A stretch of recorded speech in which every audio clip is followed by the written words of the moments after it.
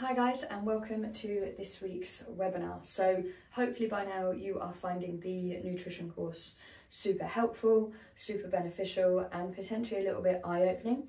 I know some of you have already implemented some changes to your nutritional diaries and you're thinking about performance and things like that. And as I said, week 5 and 6, which we're gonna storm through, we are going to discuss more on performance, but hopefully you've also seen that I'm not necessarily waiting to just block answer Q&A questions in those blocks. So Mike's question we covered, and then I said in performance, do you want me to go into muscle protein synthesis more? You all said yes, so obviously I'm working on that in the background for when we get to those weeks. Now this week and next week focus on behaviour and emotions around food.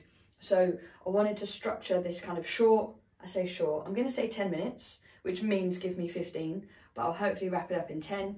And that's just going through some behaviours. So I've been putting in a bit of research, looking through some articles. I'm going to try and link it all to food. For those of you that are on the retreat, one of the kind of sessions that we went through in January was on habits, understanding how they're formed, how we can kind of stop a habit or change a habit, how we can build a new one. So quick recap on that, short, sharp intro to habits. We've got kind of the cue, the routine and the reward, and they work in a circle. The reward isn't always a good thing, but it is the outcome of the cue and the routine that follows it. So the A thing that stimulates you into a habit, the routine of that habit, and either the positive or negative outcome at the end of it. How we can start thinking about preventing or stopping negative habits is making sure that they're difficult to do, unattractive. If we're trying to build new habits around that, we want to make them super attractive and super easy to do. And that's kind of where we're going with behaviour change. But I wanted to give a little bit more context as to why things might seem hard and why they might seem hard nutritionally. So a big focus of the entire business is control it, change it, improve it. If you can control it, you can change it. If you can change it, you can improve it. And a lot of us know and realise we're all adults here. We understand that what we eat is entirely in our control, and thus that means it can be easier to pick negative things that don't suit you in a certain place, date, time or frame of mind, because they're a quicker win, because we're able to make decisions on a whim, and we may be looking for that kind of instant gratification, that 20-minute high, even though 2 hours later you're frustrated by the action or lack of action that you then took. And that is tenfold with nutrition. You know, we're all busy people. We've all got jobs. A lot of you have got children. You know, a lot of you are busy outside of your work, and it can be easy to just go, oh, I'll just do that, I'll just do this, and make these nutritional choices that don't then actually support your energy and therefore the output and desired performance that you are trying to reach. And all I want to do with today is, I can't fix everybody's behaviours that don't serve them in this course. Sadly, we can't necessarily fix that. There will be deeper psychological reasons as to why some behaviours exist or why you lean on certain food groups. But there is some understanding we can do around certain behaviours. For example, a few days before your cycle kicks off, if you're female, you want to eat, you feel like you just want chocolate. It's understanding that is a craving, it's not a need. You don't always have to answer to a craving. Or day-to-day life, low on energy, so you just go for something that's going to pick you straight up. Sweets, something like that. Again, it's a craving, your body is wanting uplift and energy, but there are a million other things we can do to create that uplift without necessarily picking the thing that you think you're craving. Because guess what? You're always going to crave highly palatable, normally higher caloric, and normally sweeter, easier achievable foods. They're always going to come top of that craving list, but a craving isn't a need. So that's the first thing to think about your behaviour with certain foods. Craving doesn't mean need. From there, I've got a list of a couple of things that I can talk through kind of behaviour wise, and trying to link them all to food. I'm going to try and flow through each of these, giving them about 1 minute max per kind of thought process. So negative emotion doesn't always equal long-lasting fuel. So a lot of the time when we're looking to make a change nutritionally, it's often coming from a negative point of view, maybe a negative viewpoint of yourself, or something that has been said by somebody else, and you're using a negative fuel to try and make a change. If you're wanting to make a behaviour change that's lasting, we need to create a stronger foundation than I'll show you, or F you, or do you know what, Beth, you can do better, and coming from a negative self-talk position, okay, whether it's to spite somebody else or to spite yourself. Quick preface on that. Sometimes it's a great source to get you going. Take me leaving the army, medically discharged, back injury, told never run again, told was useless, told not to bother with anything fitness. The first few years where I was angry, I didn't really achieve much. Then I turned that anger into, do you know what, I'll show you. And that got me going, but that isn't why I'm still doing what I'm doing now. I don't do it from a place of, I'll show you, because actually that steam runs out and it doesn't serve you long term, because it isn't a strong foundation that's a positive reason as to why you're doing it. So if you want to make a change nutritionally, potentially a bit of negative self-talk or something that's gone on in your life that's maybe slightly negative that could cause you to think, I want to change this habit nutritionally, whether it's eating biscuits or eating something sweet after dinner all the time or whatever it may be, it can be used as a kickstart, but it isn't the most effective long-term fuel for continued behaviour change. So bear that in mind, depending on what angle you're looking to make changes from. All or nothing thinking. This shoots everyone in the foot. Everyone. So many people that I work with over over the years that I've been coaching, which now is spanning kind of over, well, heading towards 15 years, which is bonkers. But since I've been running Willis Fitness, so for the last 4, all or nothing thinking is one of the biggest Achilles heels for people. If I can't change everything, sod it, I'll change nothing. Look at your diet, look at your calories, look at your performance, look at your training, and start picking little things that you can start to improve. One of the biggest terms you'll hear me use is stacking imperfect action. You know, 6 good days out of 7 will out-trump 2 perfect days and 5 terrible days every single time, okay? So when you're looking at your nutrition, don't go, do you know what, scrap that diet, I'm going to completely change to this one, change everything, I'm never going to eat any of this again, I'm never going to eat chocolate, I'm never going to do this, I'm never going to do that, because you'll set yourself up to fail before you've even begun, because it's just too much change to cope with, and barriers will pop up left, right and centre. So try and take away that all or nothing thinking, find 5% here, 5% there, stack those 5% and let your nutrition change and develop with you, because fundamentally it's your nutrition. Similar to all or nothing, going too big, trying to set the biggest, most outrageous goal. You know, somebody had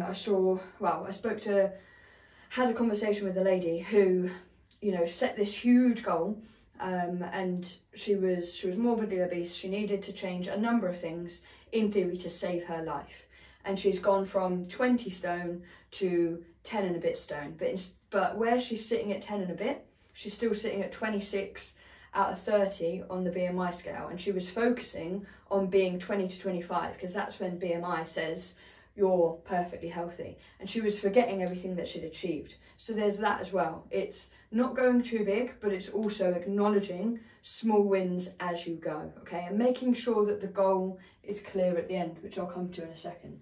So when it comes to making a change for your diet, something as simple as, is there enough colour in it? Start with colour, because then we're going to be banking those micronutrients, that health, okay, vitamins, minerals, a whole spectrum of them. So if there isn't enough colour in your diet, focus on your colour. If there isn't enough protein, nail repeated higher amounts of protein across multiple weeks before we throw something else into the mix. For those of you that were on the retreat, Toolbox should make you smile. Spoke about Toolbox a lot. Mapping out that journey and working out for your car, your nutrition, what tools do you need?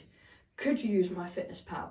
Is a food diary enough? Does a Google Sheet work? If you need to learn what calories and nutrients are in food, use MyFitnessPal, and we'll touch on that in the performance weeks as well. But use MyFitnessPal, use it as an educatory tool that's free of charge.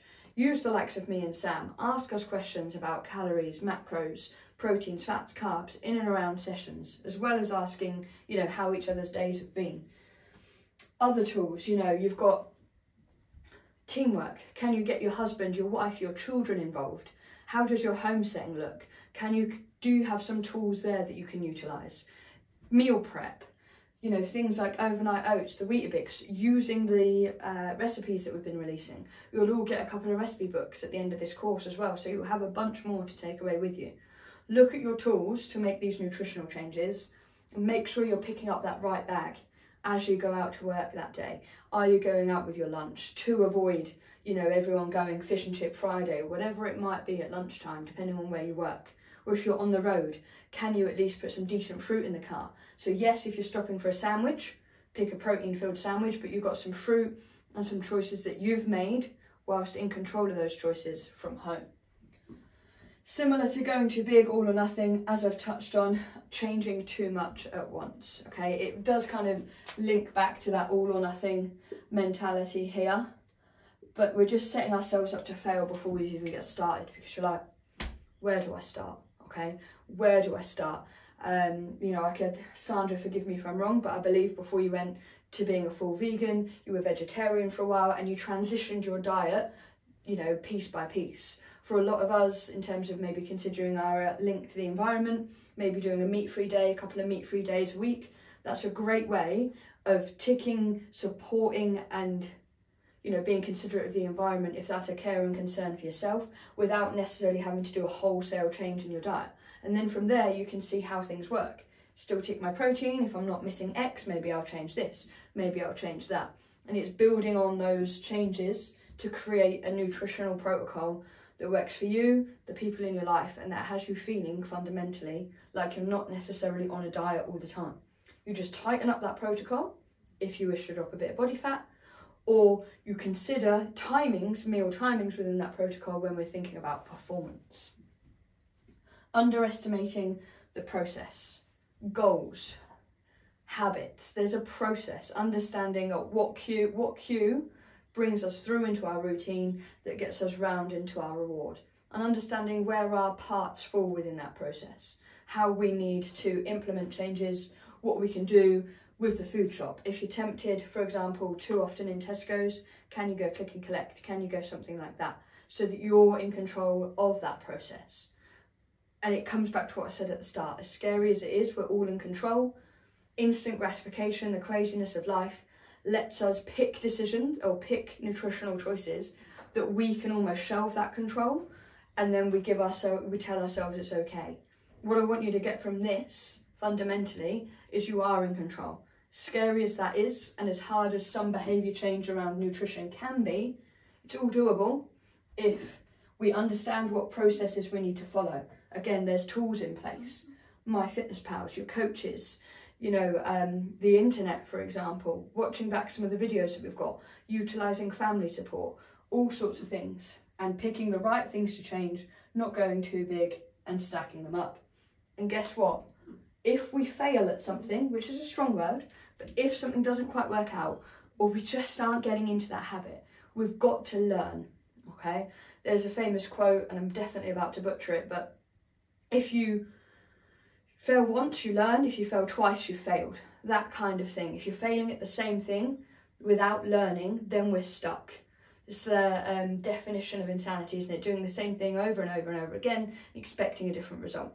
What we need to do is learn from here, put a stopper in here, and then change the process, look at the tools involved, and potentially make sure we're not trying to do everything all at once. And that brings us back to commitment, because everything above, to make a change to your nutrition, to your training, to your lifestyle, requires a commitment to yourself. That's why you're watching this webinar. That's why you've paid for this course. That's why you're asking Q&A questions for Fridays, making sure that you again can tap into as much of my knowledge as possible, giving us the chance to share it, and you're committed back to us, back to yourself. And that's super, super important. So if there's something you want to change nutritionally and you're struggling, you feel too busy, you feel too bored, it's about taking a step back from any instant gratification we can get from our diet, understanding what you want from it in a space or time, knowing that sometimes, do you know what, yeah, those more to share bags aren't a more to share bag and you absolutely eat the whole bag. But it's understanding the emotions that we're going to come to next week that may have led to you eating that, the behaviours that have got you there, and how we can limit them, improve them, change them, so that fundamentally your nutrition works better for you and potentially your family at the same time. So 1 to 8 on some considerations as to why behaviour change around nutrition might be particularly challenging. If you have any questions on this once you've watched it, shoot them below, and I will be seeing you all in the live Q&A this Friday. Hope this helps, guys. Thank you.